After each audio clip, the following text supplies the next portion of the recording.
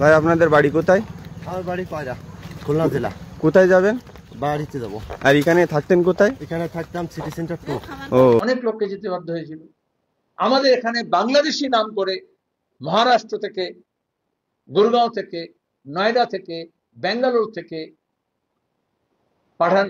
তাড়ানোর চেষ্টা করে, ধরে তো। আজব কাণ্ড দেখেছেন? বাংলাদেশিরা বলছে আমরা বাংলাদেশি, একটা নির্দিষ্ট সময় ভারতে এসেছিলাম, এখন আবার বাংলাদেশ চলে যাচ্ছি। তারা নিজেরা মেনে নিচ্ছে, কিন্তু মানতে পারছে না কারা? আমাদের রাজ্যের বামেরা। তারা কিছুতেই মানতে পারছেন না যে একটা সময় আমাদের রাজ্যে বাংলাদেশে অনুপ্রবেশ হয়েছে এবং বর্তমানে এসআইআর এর জন্য সেই বাংলাদেশিরা নিজেদের দেশে ফিরে যাচ্ছেন। এবং এই যে দেশে ফিরে যাওয়ার হিড়িক, এর মাথায় নিজেরাই স্বীকার করে নিচ্ছেন যে তারা বাংলাদেশি, একটা সময় ভারতে এসেছিলেন এবং বহুদিন ভারতে থাকার পর এখন এসআইআর এর জন্য বাংলাদেশে পালাচ্ছে। কিন্তু প্রথমে যে কথাটা বললাম, মেনে নিতে পারছেন না আমাদের রাজ্যের বামেরা। প্রশ্ন হলো কেন মেনে নিতে পারছেন না? কারণ এই বাংলাদেশে চলে গেলে তো ভোটে অসুবিধা হবে মমতা বন্দ্যোপাধ্যায়, এবং এসআইআর করতে চাইছেন বিজেপি। ফলে এই গোটা ঘটনার মধ্যে বামেদের বিশেষ কোনো ভূমিকা আছে বলে তো আমার মনে হয় না। তাহলে কেন এই বামেদের এই বাংলাদেশিদের বাংলাদেশি বলে মেনে নিতে আপত্তি? আজকে এটা নিয়ে আলোচনা করব এবং আপনাদের এটাও দেখাবো আমাদের পশ্চিমবঙ্গের বিভিন্ন জায়গায় কিভাবে বাংলাদেশিরা দিনের পর দিন বসবাস করেছেন এবং বর্তমানে এসআইআর এর ভয় পালাচ্ছেন। সেই চিত্র আপনাদের দেখাবো এবং এটাও শোনাবো, যেটা প্রথমেই বললাম, বামেদের ঠিক কি সমস্যা, তারা বারংবার কেন মেনে নিতে পারছেন না যে একটা নির্দিষ্ট সময় আমাদের রাজ্যে বাংলাদেশিরা ঢুকেছে এবং বর্তমানে পালাচ্ছে। তার জন্য এই প্রতিবেদন সম্পূর্ণ দেখুন। নমস্কার, আমি সানিয়া, দা নিউজ বাংলায় আপনাদের সকলকে স্বাগত।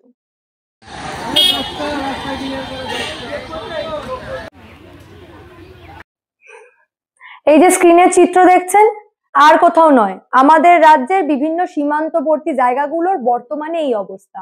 একেবারে বাংলাদেশে ফিরে যাওয়ার হিড়িক, এক কথায় বলা যেতে পারে রিটার্ন ঢেউ। আপনারা জানেন বাংলাদেশি অবৈধ অনুপ্রবেশ আমাদের রাজ্যে বিভিন্ন জায়গায় হয়েছে। বিভিন্ন জায়গায় বাংলাদেশিরা দিনের পর দিন ভারতীয় সেজে আপনার আমার মাঝেই রয়েছে।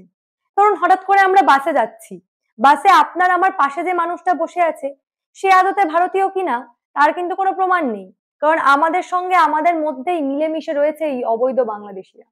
এই যে ভারতের বুকে বিভিন্ন জায়গায়, ভারত বললে ভুল হবে, পশ্চিমবঙ্গের বুকে বিভিন্ন জায়গায় রয়েছে এই বাংলাদেশি অনুপ্রবেশকারীরা।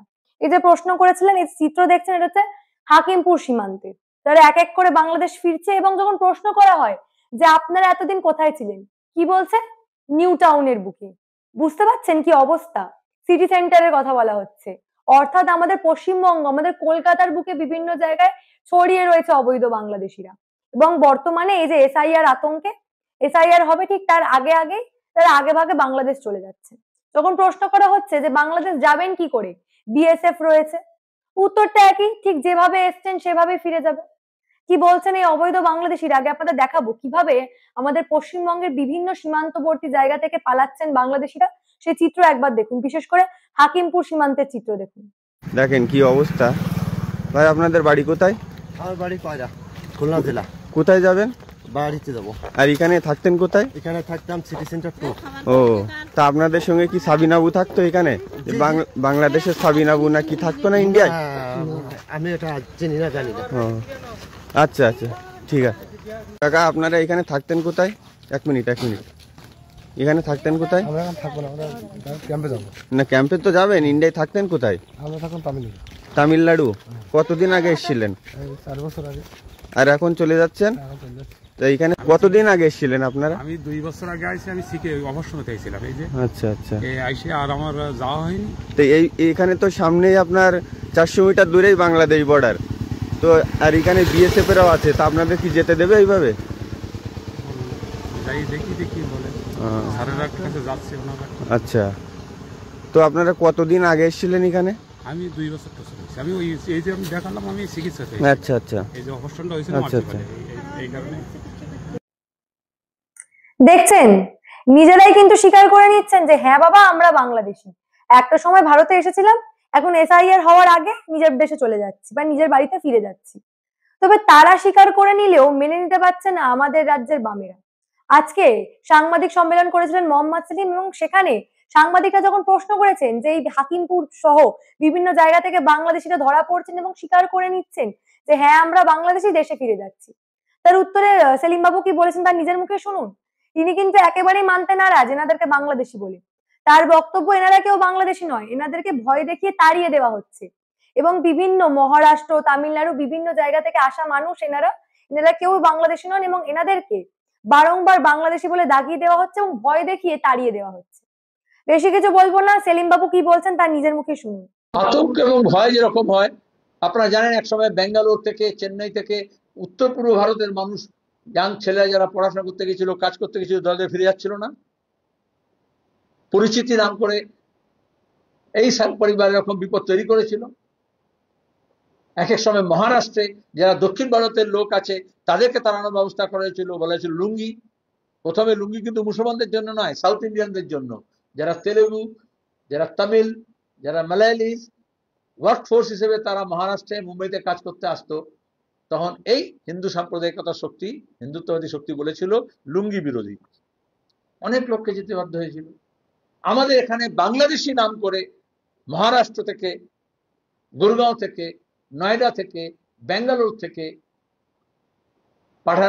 তাড়ানোর চেষ্টা করে, ধরে তো কয়েকজনকে, এই কিছুদিন আগে করেছিল না, কয়েকজন পরিযায়ী শ্রমিককে ধরে নিয়ে যাচ্ছিল, পকড়া করছিল, তারপর দলে দলে সব চলে এসেছিল।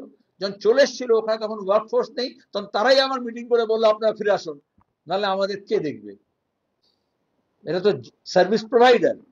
তাহলে এখানে দাঁড়িয়েও মিডিয়ার একটা অংশ এবং বিজেপি, তৃণমূল মিলে যে আতঙ্কের পরিবেশ তৈরি করেছে, তাতে একদল মানুষ, এটা পশুবৃত্তি, মানুষ বললে লাভ নেই।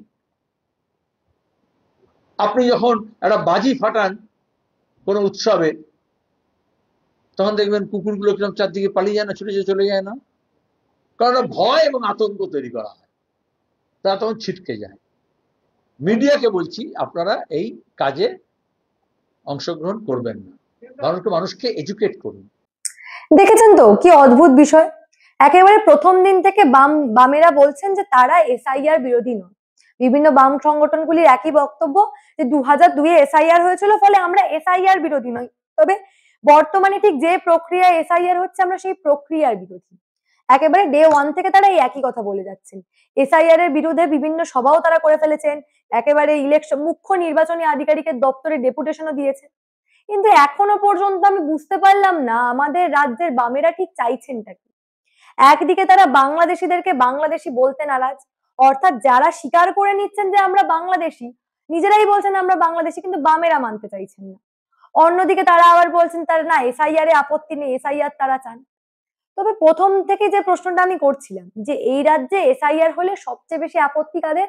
আমাদের রাজ্যের শাসক দলের, অর্থাৎ মুখ্যমন্ত্রী মমতা বন্দ্যোপাধ্যায় শুরু থেকে এসআইআর এর বিরোধী। তিনি একেবারে এসআইআর এর বিরুদ্ধে বিভিন্ন কথাবার্তা তিনি বলে যাচ্ছেন, এবং যদি এসআইআরটা সঠিকভাবে হয় তাহলে সবচেয়ে বেশি ক্ষতি তার, ফলে তিনি তো বিরোধিতা করবেনই। তবে প্রশ্ন হলো আমাদের রাজ্যে বাম এবং কংগ্রেস তারা কেন এসআইআর বিরোধিতা করছেন? যদিও তারা বলবেন যে তারা এসআইআর বিরোধী নন, তারা চাইছেন সঠিকভাবে এসআইআরটা হোক। যদি সত্যি সত্যি তারা চান সঠিকভাবে এসআইআর হোক, তাহলে বাংলাদেশিদের বাংলাদেশি অনুপ্রবেশকারী বলে মেনে নিতে আপত্তিটা কোথায়? আমি বাবা এটা নিয়ে বেশি কিছু বলবো না, আপনারাই পরবর্তীতে আমাকে কমেন্টে বলবেন। তবে তার আগে চট করে একবার শুনে নিন এটা নিয়ে আমাদের রাজ্যের প্রধান বিরোধী দল বিজেপি, তাদের তরফে অগ্নিমিত্রা পাল কি বলছেন। এবং শুভেন্দু অধিকারী তিনি কিন্তু আজকে সরাসরি বাংলাদেশিদের আবারও হুঁশিয়ারি দিয়েছেন যে এসআইআর এর আগেই আপনারা চলে যান, কারণ এসআইআর এর পরবর্তীতে তিনি কিন্তু কোনোভাবেই চাইছেন না যে ভারতের একেবারে অন্ন ধ্বংস করা হোক এই বাংলাদেশিদেরকে জেলে রেখে। তাই তিনি সরাসরি আবারও বাংলাদেশে ফিরে যাওয়ার হুঁশিয়ারি দিচ্ছেন। কি বলছেন বিরোধী দলের নেতা এবং বিজেপির তরফে অগ্নিমিত্রা পাল কি বলছেন একবার শুনুন। আমরা প্রথম থেকে বলছি, এর আগে পেট্রোল বন্ধ করবো যেদিন বলছিলাম নিউ মার্কেট ফাঁকা হয়ে গেছিল, এখনো বলছি পালা। আমার এলাকা নন্দীগ্রামের গড় চক্রবেড়িয়াতে 4টে ধরা পড়েছিল, আমাকে লোকাল ছেলেরা জিজ্ঞেস করলো কি করব, আমরা নৌকায় তুলে দাও, জেলে নিয়ে গেলে তো আমাদের ভাত খাবে, আমাদের ভাত খেতে দেবো কেন? আমাদেরও তো অনেক মানুষজন একবেলা খেয়ে একবেলা না খেয়ে ঘুমাতে যায়, আমরা আমাদের ভাত খেতে দেবো কেন এই লোকগুলোকে? ভাগ, পালা, ইমিডিয়েট পালা। দেখুন আজকে বাংলার মানুষের সামনে চলে এলো যে অ্যাকচুয়ালি মমতা ব্যানার্জির সরকার কিভাবে বাংলার মানুষকে ঠকিয়েছে। আজকে আমাদের ট্যাক্সের টাকায় লক্ষ্মীর ভাণ্ডার দেওয়া হচ্ছে, সেই লক্ষ্মীর ভাণ্ডার আমাদের সমস্ত মহিলারা পাচ্ছে না, সমস্ত বোনেরা পাচ্ছে না। কিন্তু বাংলাদেশ রোহিঙ্গা তারা এসে মহিলারা তারা আমাদের লক্ষ্মীর ভাণ্ডার, আবাস যোজনা, বাড়ি, রেশন, এমনকি ভোট দিয়ে যাচ্ছে। আজকে বোঝা যাচ্ছে যে কেন মমতা ব্যানার্জি এসআইআর চাইছেন না, আর কেন তৃণমূলের নেতা মন্ত্রী ক্যাডাররা তারা এখনও এই যারা যারা পালাচ্ছে বাক্স প্যাঁটরা নিয়ে তাদেরকে জল খাবার দিতে তারা এত ব্যস্ত কেন? যদি আটকানো যায়, কিন্তু আটকানো যাবে না। কারণ পশ্চিমবঙ্গে হিন্দু থাক, মুসলমান থাক, খ্রিশ্চান, শিখ, যারা বৈধ তারাই থাকবে, তারাই ভোট দেবে, তারাই সব কিছু পাবে।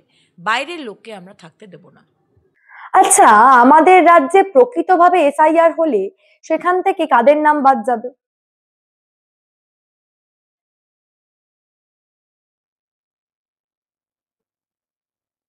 আমাদের রাজ্যে সঠিকভাবে এসআইআর হলে সবচেয়ে বেশি সমস্যা কাদের?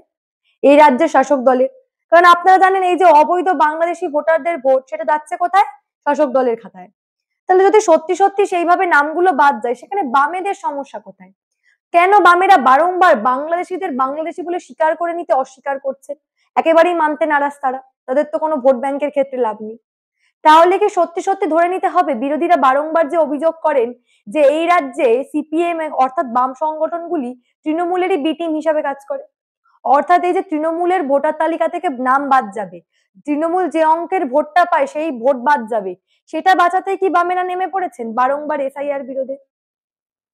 দেখে নিয়েছেন আপনারা, একেবারে তথ্য দিয়ে আপনাদের দেখিয়ে দিয়েছে কিভাবে বাংলাদেশে অনুপ্রবেশকারী আমাদের পশ্চিমবঙ্গে হয়েছে বিভিন্ন সময়। এবং এই অনুপ্রবেশ শুধু হয়েছে তা নয়, তারা যে ভোটার আধার সমস্ত কিছু বানিয়ে ফেলেছে, সমস্ত ভারতীয় ডকুমেন্ট যা আপনার আমার মতো সত্যি সত্যিকারের ভারতীয় নাগরিকদের কাছে আছে, সেই সমস্ত ডকুমেন্ট কিন্তু এই বাংলাদেশি অনুপ্রবেশকারীদের কাছেও আছে। সমস্ত বিষয়টা পরিষ্কার আপনাদের সামনে তথ্য সহ তুলে ধরলাম।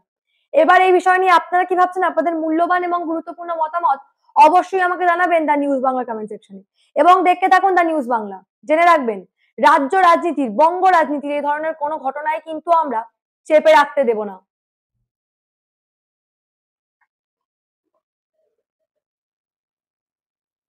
দেখে নিয়েছেন তো, একেবারে তথ্য সহ আপনাদের দেখিয়ে দিলাম যে কিভাবে বিভিন্ন সময় এইসব অনুপ্রবেশকারীরা আমাদের দেশে, আমাদের রাজ্যে ঢুকে এসছে।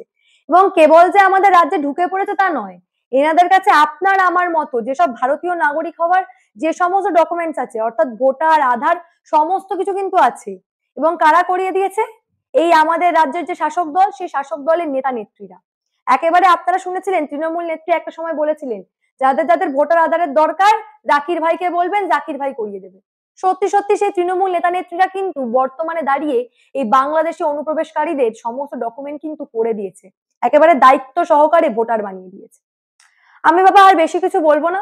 এই বিষয় নিয়ে আপনারা কি ভাবছেন? আপনাদের মূল্যবান এবং গুরুত্বপূর্ণ মতামত অবশ্যই আমাকে জানাবেন দ্য নিউজ বাংলা কমেন্ট সেকশনে, এবং দেখতে থাকুন দ্য নিউজ বাংলা। জেনে রাখবেন, বঙ্গ রাজনীতির এই ধরনের কোনো ঘটনা, এরকম জালিয়াতি থেকে শুরু করে এইভাবে অবৈধ অনুপ্রবেশের কোনো ঘটনায় কিন্তু আমরা চেপে রাখতে দেব না।